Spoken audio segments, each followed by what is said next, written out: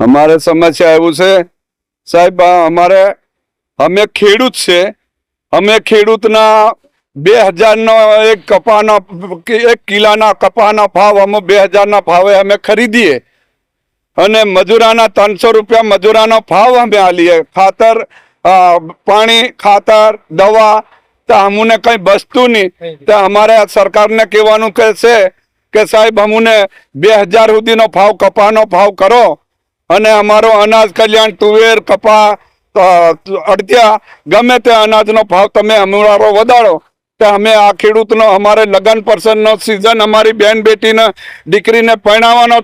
Season આવી રહી તો સોના ચાંદીનો ભાવ 3 લાખ ને 3.5 લાખ રૂપિયા 2.5 લાખ રૂપિયાનો ભાવ તો તમે વાણિયા બામણ ઠાકોર રજપૂત એટલે તમે ચાંદી સોના વાપરવા છે સાહેબ, જે તમે લગ્ન પ્રસંગનો સમય તમારો વ્યવહાર કરવા।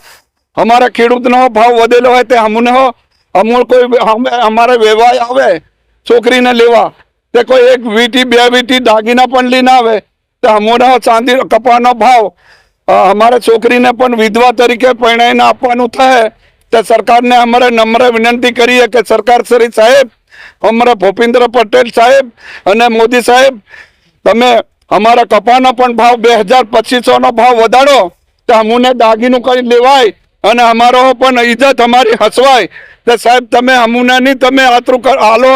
તો અમે કઈ રીતે અમે આતરા પૈસા લઈને જાઉં 7000 ને 500 ને 700 નો ભાવ તે ખાનગી દલાલું છે એ 8000 ને 7000 રૂપિયાનો ભાવ 7500 નો ભાવ એવી હાલે તો સરકારી ભાવ થોડો વધારે હોવું જોઈએ તો નહીં વધતો તો અમારા આ ખેડૂતને કેવું છે કે સાહેબ સરકાર અમારો ભાવ વધારે અને અમારી બેન બેટીને દીકરીને પણ અમને કઈ 2 વીટી જતરું સાધન લેવાય, ચાંદી સોનું પણ લેવાય અને અમારી ઇજ્જત હસવારે એના માટેની અમારી માંગ છે। આ ખેડૂતને બધાને હું કેવું ચાલો મારા ભાઈ ખર્ચો નીકળે। મારું નામ છે નેવસિંહભાઈ છગનભાઈ રાઠવા, રોડદા ગામ સરપંચ।